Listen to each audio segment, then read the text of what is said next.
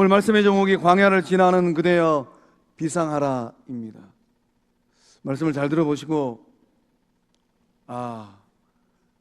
내 자신이, 또 우리 자녀들이, 또 우리 성도들 가운데 아무 개가, 직장에 있는 또 일터 가운데 아무 개가 광야를 지나가고 있겠구나, 또는 교회 공동체도 광야를 지나갈 때가 있어요. 그러한 마음이 오면은 마음을 열고 비상하라 이렇게 축복할 때 날개를 활짝 열고 펴고 홀로 날아가는 주의 친백성들 다 될 줄로 믿습니다. 오늘 본문의 말씀 보니까 하나님께서 하나님의 특별한 목, 하나님의 특별한 소유를 정하셨답니다. 세상에는 수많은 나라들이 있고 수많은 민족이 있고 수많은 백성이 있지만은 하나님의 몫이 따로 있다라는 거예요. 9절 말씀에 모세를 통하여 주님 말씀하시기를 여호와의 분깃은 자기 백성이라. 하나님의 몫이 자기 백성이라는 거예요. 야곱은 그가 택하신 기업이로다.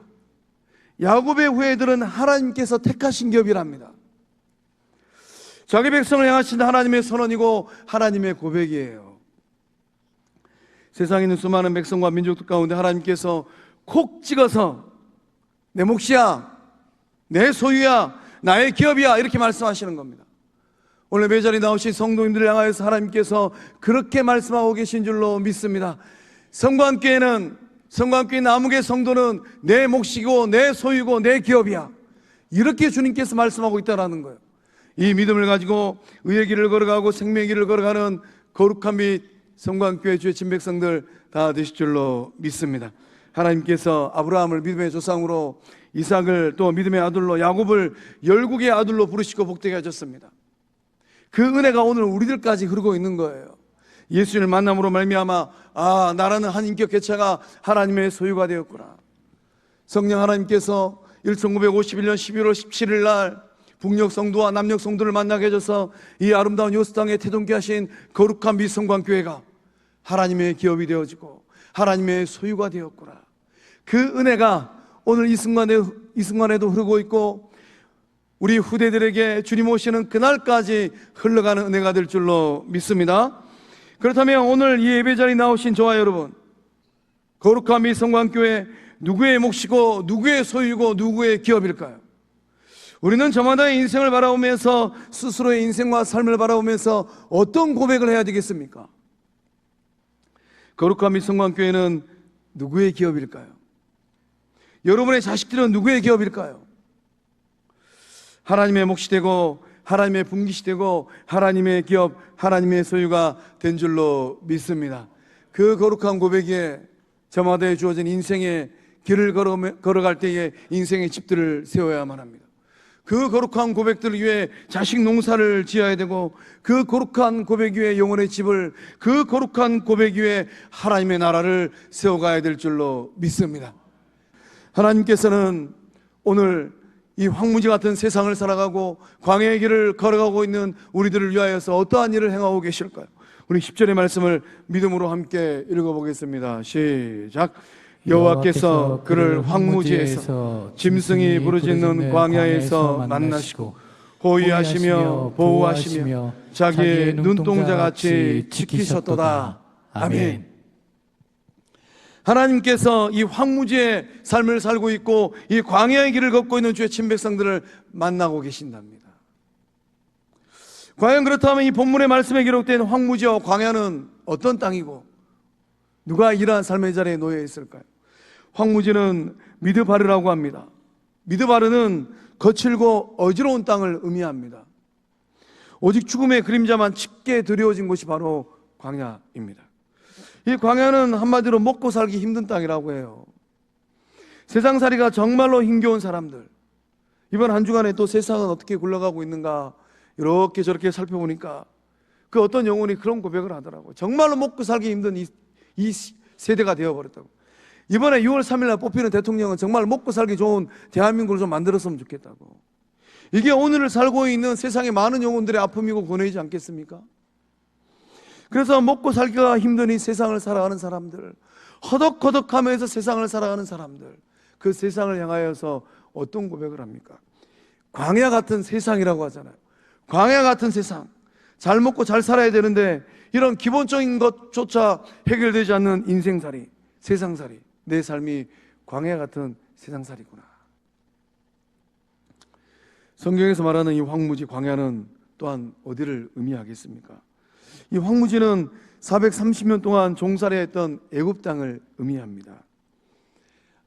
야곱의 자손들이 430년 동안 강대한 나라 애굽 땅에서 종살이 아닌 종살이를 했습니다. 애굽 왕 바로의 압제에서 고통을 당했습니다.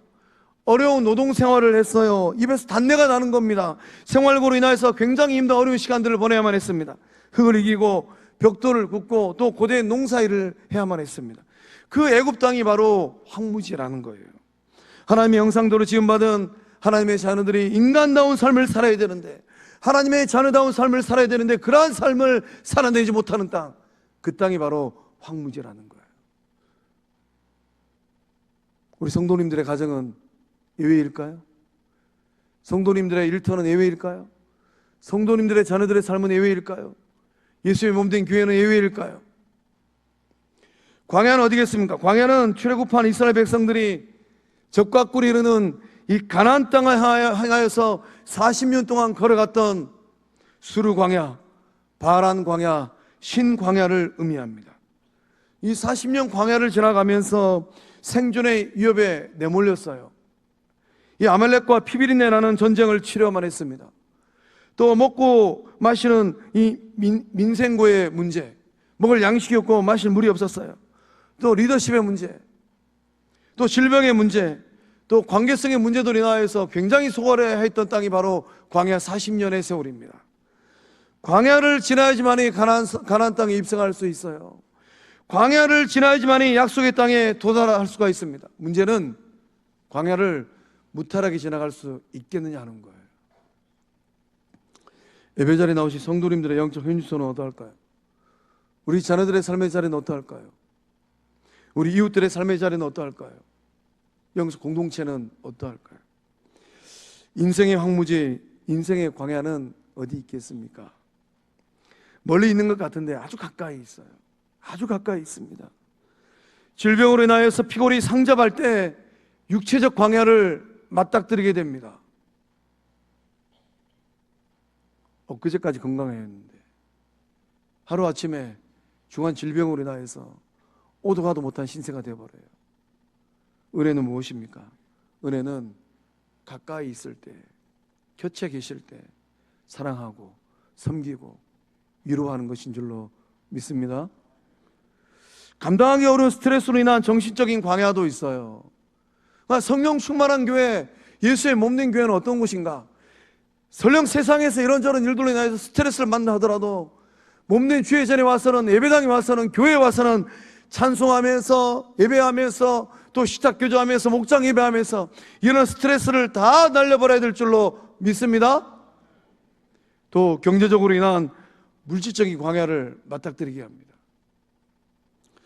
저는 저희 넷째 형님을 만날 때마다 정말 은혜이구나, 우리 넷째 형님의 이렇게, 넷째 형님께서 이렇게 건강한 삶을 살고 있는 것 정말로 큰 은혜이구나, 이런 고백을 저는 합니다.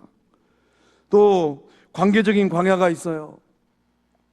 가정에서도, 친척들 관계 속에서도, 친구들 사이에서도, 또 심지어 교회 와서도 이 관계적인 광야를 맞닥뜨리게 됩니다. 이런저런 일들로 인하여서 외톨이가 되고 왕따가 되고, 이런 관계적인 광야를 맞이하고 있는 우리 자녀들 10대를 제대로 못 보내고 있잖아요. 또 심적인 광야도 있어요. 공황장애를 맞닥뜨리고 우울증을 보내고 대인 공포증을 경험할 때 심적인 광야를 경험합니다. 이런 광야들은 가정에도 있고 영적 공동체에는, 공동체인 교회 안에서도 발생할 수 있습니다. 성령 충만, 사랑 충만, 은혜 충만하지 못하면 그 가정도, 일터도, 교회도 삽시간의 황무지가 되고 삽시간의 광야가 되어버리는 거예요. 그래서 우리는 지난 5월 한 달 동안 일심일도 예수 사랑, 예수 승리, 성령 충만하면서 그 험난한 산들을 무탈히 잘 넘어서서 주님께서 기뻐하시는 옥토가 되고 물된 농산이 된 줄로 믿습니다. 광야 같은 세상을 힘겹게 지내는 영혼들의 삶의 모습은 어떠할까요? 고단함이 있고 외로움이 있고 절망감이 있고 암울함이 있고 아픔이 있고 쓸쓸함이 있어요. 누가 그 이웃들의 삶을 보듬어 줄까요? 누가 수가성 여인을 찾아가셨던 예수님처럼 그렇게 찾아갈 수 있겠습니까? 누가 그런 이웃들의 삶의 자리 가운데 생명을, 소망을, 은혜를 흘러보낼 수 있겠습니까? 거룩한 미성왕영 공동체 안에 그러한 예수 가족들이 있지 아니할까요? 어쩌면 오늘 예배 자리에 나오신 성도님들 가운데 곰곰이 생각해 보니까 지금 내가 삶의 광야를, 인생의 광야를, 영적인 황무지를 보내고 있구나, 이렇게 생각하는 분들도 계실 것 같아요.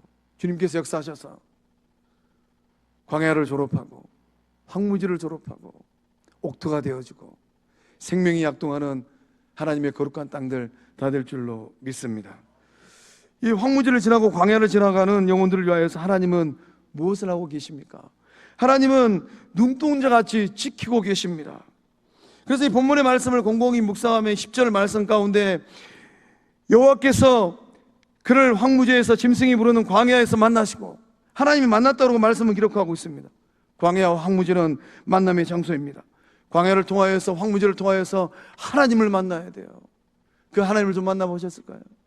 내 인생의 광야를 맞닥뜨리고 오도 가도 못한 신세가 되었을 때에 하나님께서, 주님께서, 성령 하나님께서 세미한 음성으로 말씀하십니다. 내가 너를 위하여서 좋은 것 예비해 두었다.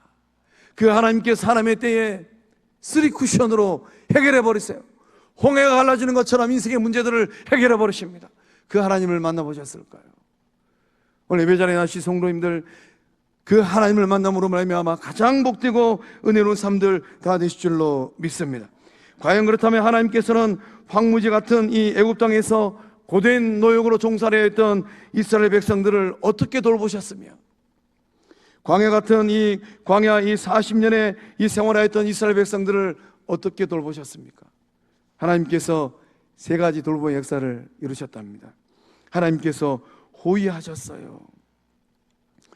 광야에서 만나시고 호위하시며 보호하시며 자기 눈동자같이 지키셨도다. 호위한다라는 것은 빙빙 둘러싸는 것입니다. 개미 한 마리 틈타지 못하도록 에워싸는 거예요. 남극에 가면 황제 펭귄이 있는데 그 엄동설한 이 겨울, 혹한의 이 겨울에 이 칼바람이 불어오는 그 어느 날, 새끼 펭귄을 또 살려내고 함께 이 남극에 살고 있는 이 다른 펭귄들을 살려내기 위해서 황제 펭귄들은 빙빙 둘러싼다고 합니다. 그렇게 빙빙 둘러서 싸다 보면 어린 생명들도 살려내고 다른 황제 펭귄들도 살려낸다고 해요. 사랑 많은 어머니들께서 그 힘들고 어려운 시절 젖먹이 어린아이들을 엄동설한 겨울 찬바람에서 잘 길러내기 위해서 어떻게 하셨던가요? 포대기로 꽉 싸서 그 어린아이들을 품에 안으셨습니다. 하나님께서 그렇게 주의 백성들을 호위하고 에워싸고 계신 줄로 믿습니다. 하나님은 보호하셨답니다. 보호하신다는 이 말씀의 의미는 세심하게 생각하고 있다는 거예요. 하나님께서 작은 것 하나 놓치지 아니하고 세심하게 생각하고 또 생각하신답니다. 하나님께서 마음에 품으시고 작은 움직임 하나까지 지켜보고 계신다는 거예요.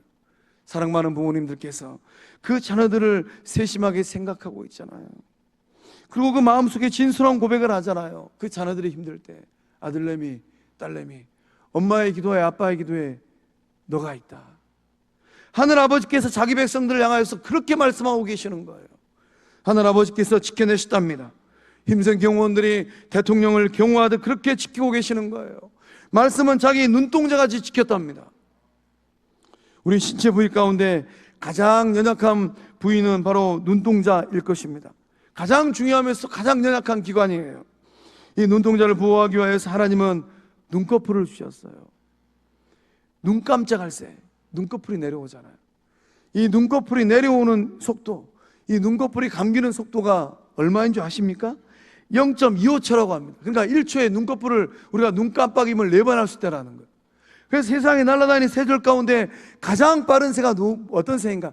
눈 깜짝할 새라고 하잖아요. 하나님은 그렇게 지키고 보호하신다라는 거예요. 하나님은 이 눈동자를 더 보호하기 위해서 눈물을 주셨어요.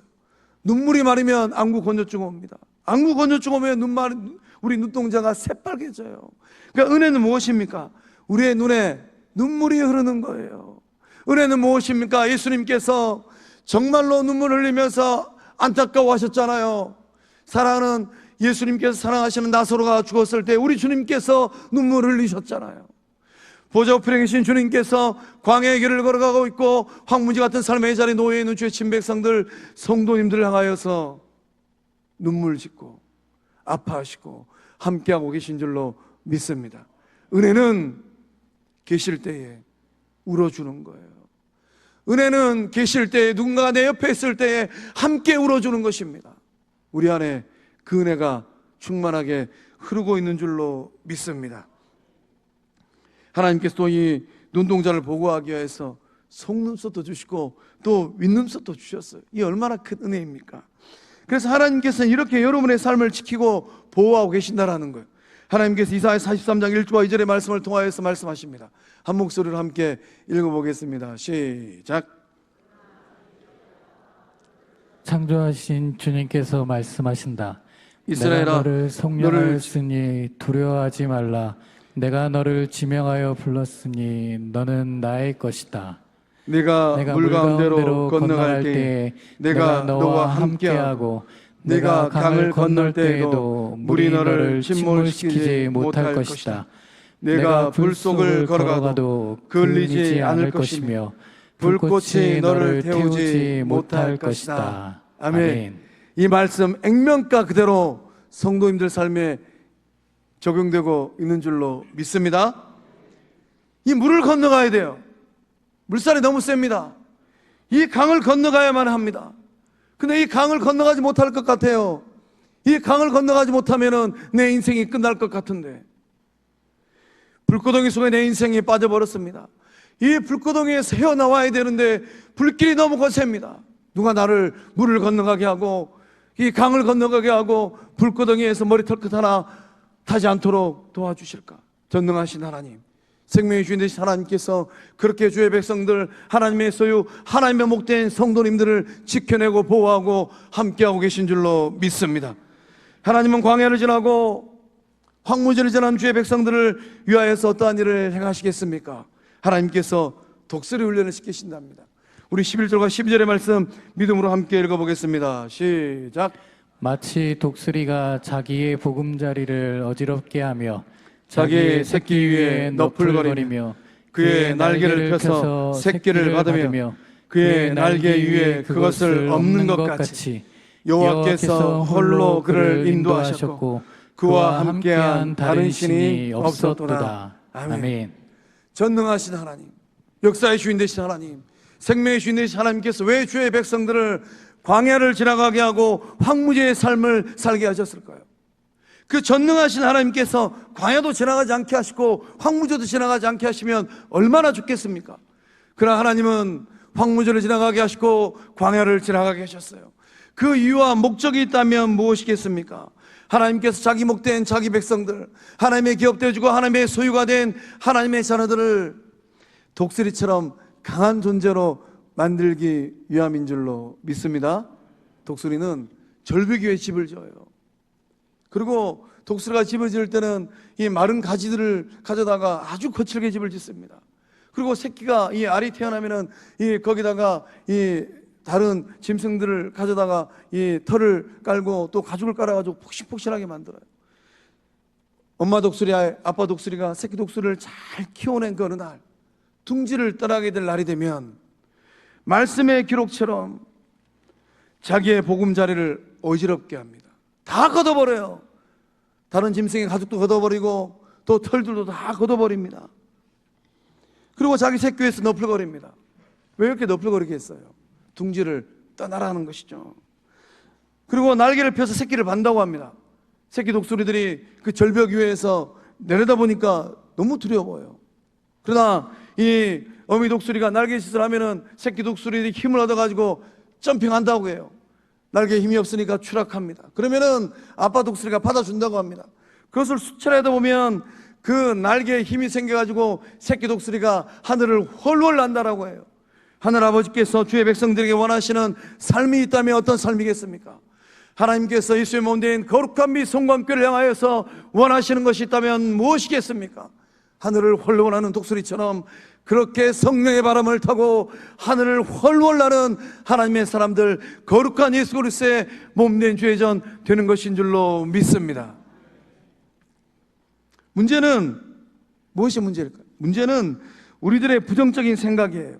하나님은 지금도 말씀하십니다. 너도 높이나는 독수리 같은 존재가 되라라고 말씀하세요. 문제는 우리들 안에 있는 부정적인 사고입니다. 저는 날 수가 없습니다.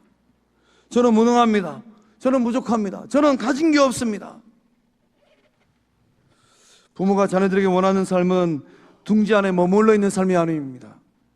때가 되면 부모 곁을 떠나서 청년이 되고 장성한 성인이 되어야 되잖아요.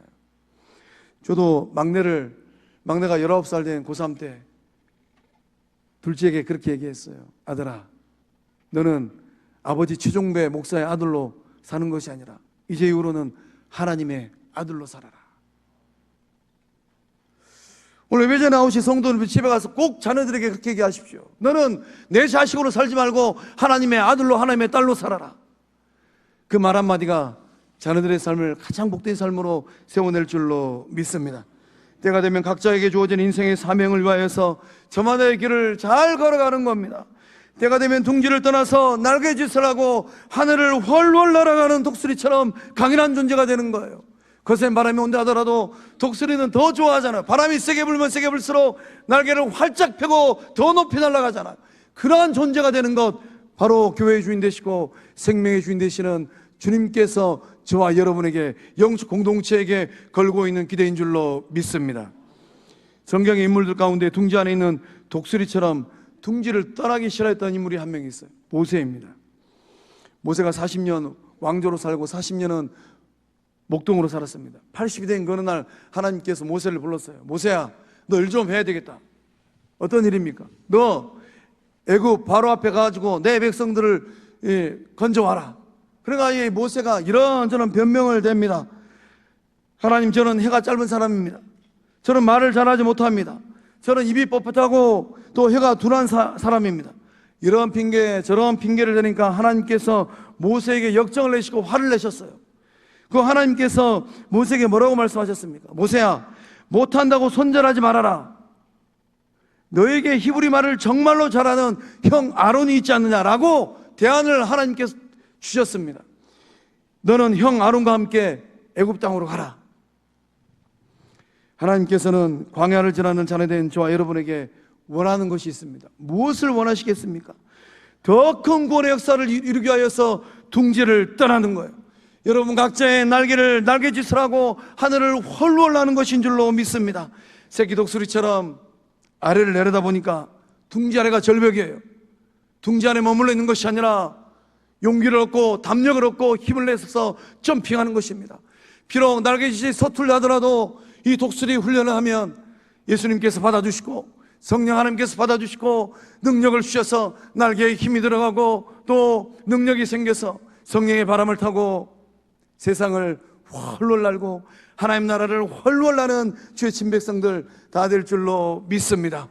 그 훈련을 잘하는 주의 친백성들, 거룩한 빛성막 영적 공동체, 오래 피택되시는 주의 직분자들, 일꾼들 다 될 줄로 믿습니다. 사랑하는 성광의 성도 여러분, 광야를 지나가고 계실까요?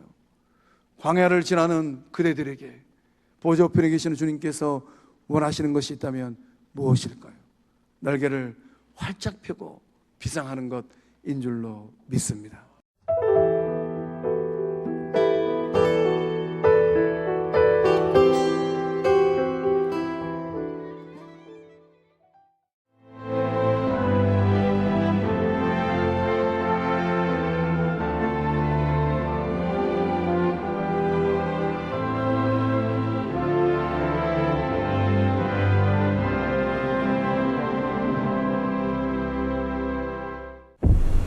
최적의 산업 인프라, 편리한 교통 인프라, 대표 2차전지 클러스터, 미래형 신산업, 해안관광의 중심지, 살기 좋은 정주 환경, 미래를 여는 투자 중심지, 광양만권 경제 자유구역.